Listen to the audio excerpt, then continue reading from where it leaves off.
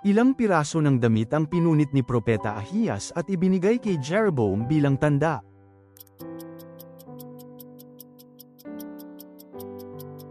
Sampung piraso. Ano ang ginamit ni Moises upang hoiin ang dagat sa aklat ng Eksodo?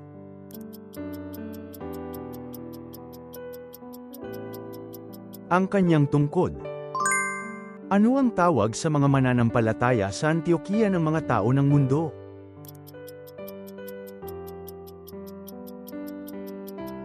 Mga Kristiyano.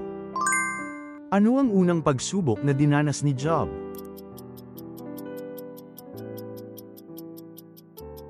Pagkawala ng ari-arian at mga anak. Ano ang layunin ng pagharap natin sa hukuman ni Kristo upang bawat isa ay tumanggap ayon saan?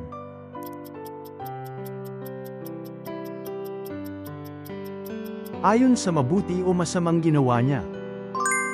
Ilang araw naging hari si Zimri matapos niyang patayin si Ela.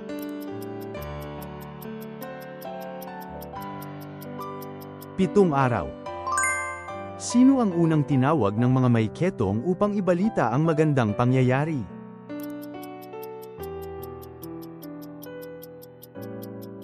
Ang mga bantay pinto ng lungsod.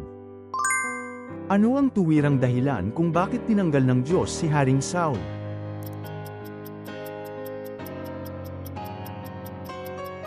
Dahil hindi siya sumunod sa salita ng Diyos. Pagkatapos magsisi, ano ang isa sa mabubuting ginawa ni Manases?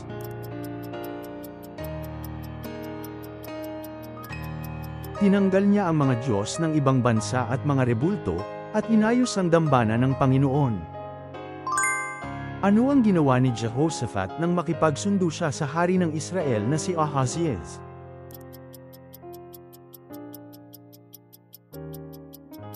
Gumawa sila ng mga barko upang pumunta sa Tarsis. Ayon sa 2 Korinto Kabanata 1, ano ang ibinigay ng Diyos sa ating mga puso bilang katiyakan?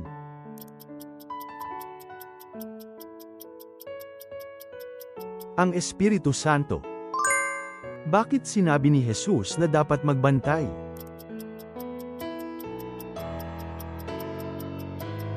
Dahil hindi nila alam kung anong araw darating ang Panginoon. Ilang taon itinayo ni Solomon ang kanyang palasyo.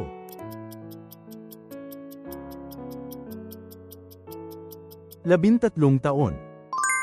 Sa 1 Korinto, ano ang inihalin tulad ni Pablo sa mga bahagi ng katawan?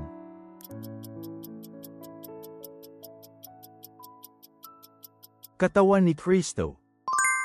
Ano ang ipinangalan ni Jacob sa lugar kung saan siya nagkaroon ng panaginip, at ano ang ibig sabihin nito?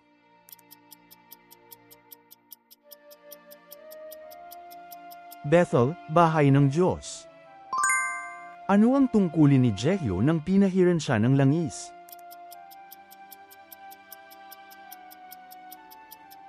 Pinuno ng hukbo. Sino ang may-ari ng bahay na tinuluyan ni Pablo sa Caesarea noong 3 paglalakbay?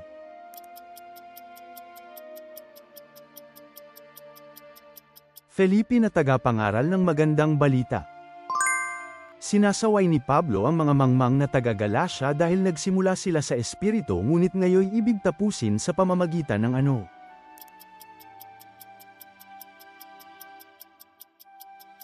Sa pamamagitan ng laman.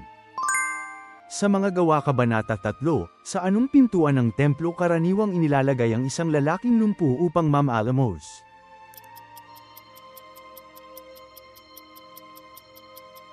Sa pintuang tinatawag na pintuang maganda. Ano ang pangalan ng tapat na pinuno ng iglesia na pinuri ni Juan sa 3 Juan?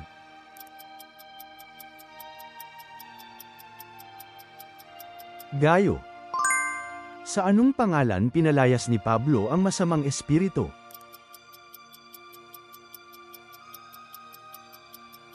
Jesu Kristo.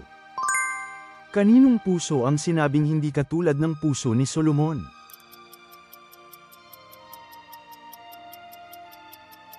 Ang kanyang amang si David. Ayon sa Roma, ang mga namumuhay ayon sa laman ay hindi makapagbibigay lugod kanino.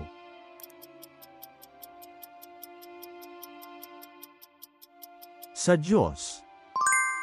Ilang taon nanirahan si Jacob sa Ehipto bago siya mamatay.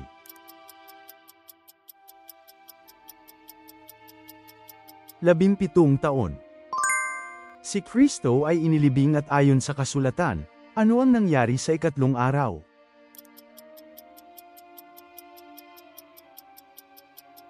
Muling nabuhay siya. Sino ang kalihim na ipinadala ni Haring Ezekias kay Isaias habang nakasuot ng damit panluksa?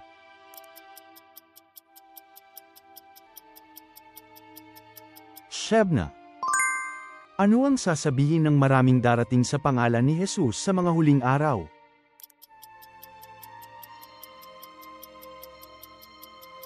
Ako ang Kristo. Sinabi ni Pablo na tinalikuran na nila ang mga lihim at kaiyahiyang gawain, ano ang hindi nila ginagawa?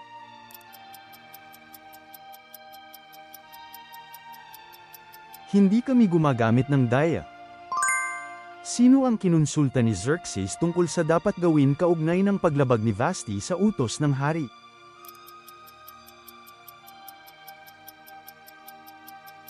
Ang mga matatalinong nakakaalam ng kautusan at kaugalian.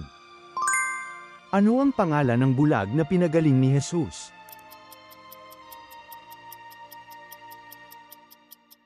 Bartimeo. Sa piging, ano ang ipinag-utos ni Xerxes upang ipakita ang kagandahan ni Reyna Vashti sa mga tao at mga pinuno?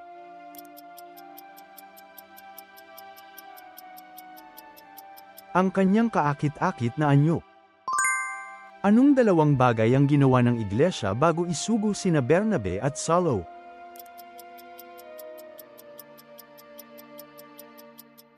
Pag-aayuno at panalangin, at pagpapatong ng kamay.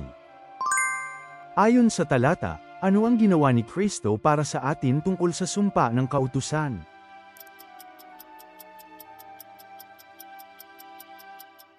Tinubos niya tayo. Noong gabing siya ay ipagkanulo, kinuha ni Jesus ang tinapay at ano ang kanyang sinabi?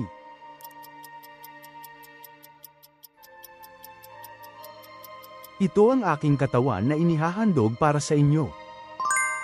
Ano ang naging reaksyon ng mga Hudyo nang sabihin ni Jesus na siya at ang Ama ay iisa?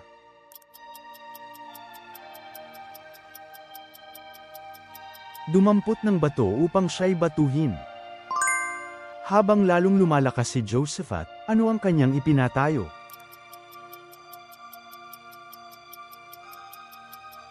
Mga tanggulan at mga lunsod na imbakan. Sa Awit Kapitulo 9, anong mga gawa ni Yahweh ang sinabi ng mang-aawit na kanyang ihahayag?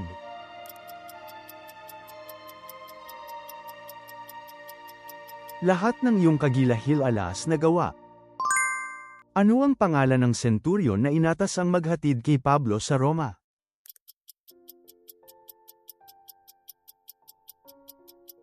Julio. Sinabi ni Pablo na hindi siya humanap ng kaluwalhatian mula kaninuman, sa ano niya inihalin tulad ang kanyang sarili upang ilarawan ang kanyang pagiging maamo.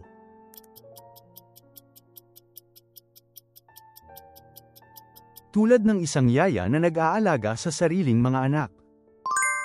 Ano ang nais natin ng buong lakas ng loob, ang mahiwalay sa katawan at manirahan saan?